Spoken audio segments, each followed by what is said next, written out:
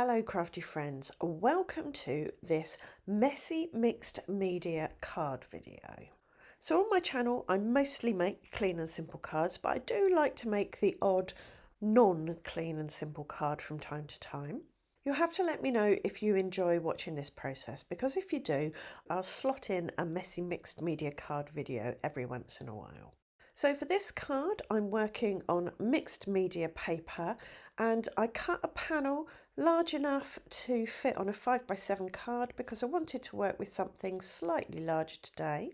And then I smushed some wild honey distress oxide on my glass mat, squirted it with water to turn it into a paint, and then used my smusher to pick up the paint and smush it on my panel, concentrating it around the middle, trying to keep the edges of the panel relatively clean.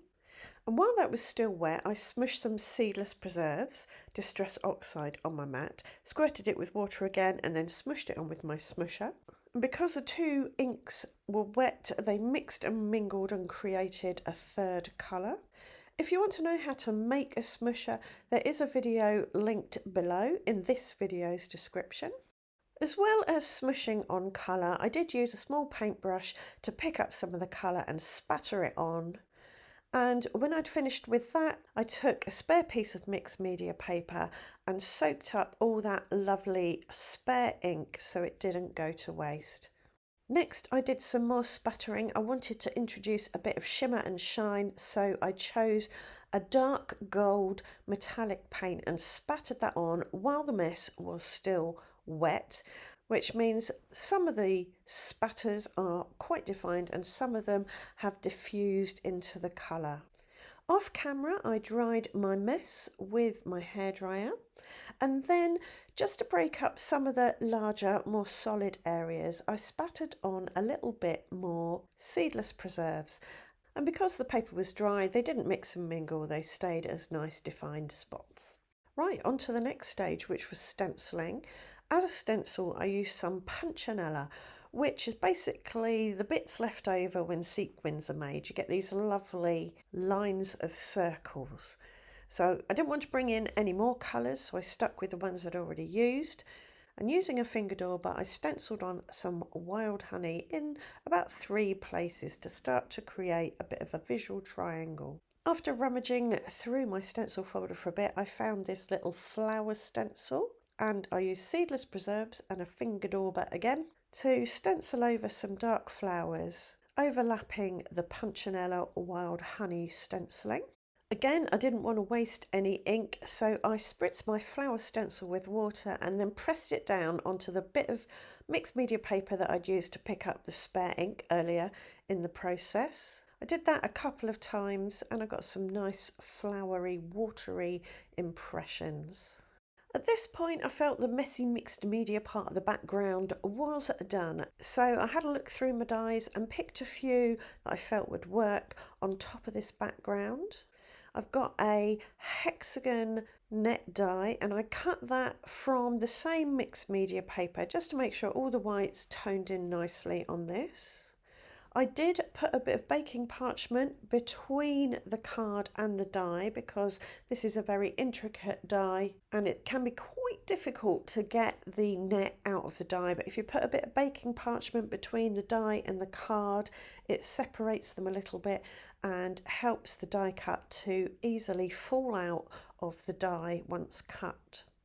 So that's what I did. I then added some glue to the back with a sponge dauber, popped it over the messy mixed media to the right of the card slightly and pressed it down with a bit of deli paper. This again just breaks up some of the colour, adds a bit more shape, starts to create a bit of a focal area and gives it some physical as well as visual texture. I wanted to spatter on some white to again break up some of the larger, darker areas, and I used bleed-proof white ink for this. I popped a bit on my mat, added a little bit of water and spattered it on with a paintbrush. Once everything was dry, I used tape runner to stick my panel down to a 5x7 inch card blank. And then I die cut from mixed media paper again a lovely embossed leafy branch, a nice bit of foliage. I coated that in embossing ink using my Ranger embossing ink dauber, and then I sprinkled over some gold embossing powder because I wanted to bring in some metallic. I've already got a bit of metallic spattering in the background. I wanted to bring that forward, and I felt metallic would help the foliage stand out on this quite busy background.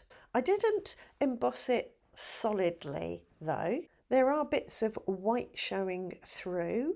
I wanted something a bit variegated, I guess you'd say. But again, I wanted to help the leaf stand out, so I thought, what colour could I bring in that would kind of complement the colours that are on there, not be too jarring? So I used some teal DIY gilding wax that I made and gently brushed that over the foliage, and that stained the white bits of card showing through. I buffed off the excess with a paper towel to get the gilding wax off of the gold embossing, and that just gave the leaf a little bit of subtle colour. If you want to know how to make DIY gilding wax, I do have a video all about that. I'll leave a link down below in the video description. To help my foliage stand out even more, I wanted to introduce some vellum. So I cut a rectangle, I think it's about 2 by 3 inches, and then used an old Stampin' Up notebook edge punch to punch a notebook edge along the top of my bit of vellum. To bring in a bit more texture, I tore the bottom edge off so it had a rough raggedy edge.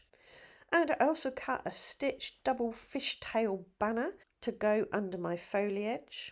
I put these two to the left of the card, sticking them down with a bit of high-tack PVA glue, using my T-square ruler to make sure they were on straight.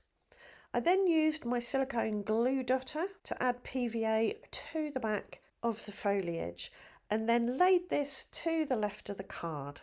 And I think everything behind it helps it stand out quite nicely. And I placed it strategically so that the gap that there is between a couple of the leaves would make the perfect place to position a sentiment. And I stamped my sentiment, it says "very well done" in embossing ink, and then heat embossed it in the same gold as I used on the leaves, and then stuck that down with some high-tack glue.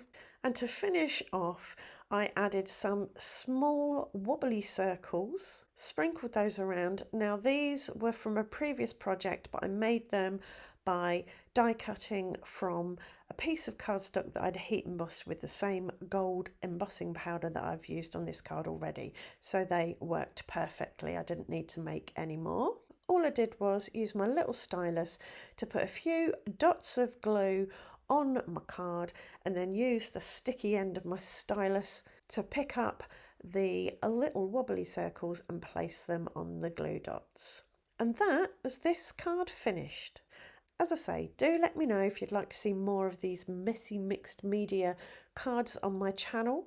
I'm still going to be focusing on clean and simple, but every once in a while, if you'd like to see them, I'll throw in some messy mixed media as well. Right, I hope this video has given you plenty of ideas to use in your own card making. If it has, do let me know in the comments. Like, subscribe, ring that notification bell, and I'll see you back here very soon for another video. Thanks for watching. Bye for now.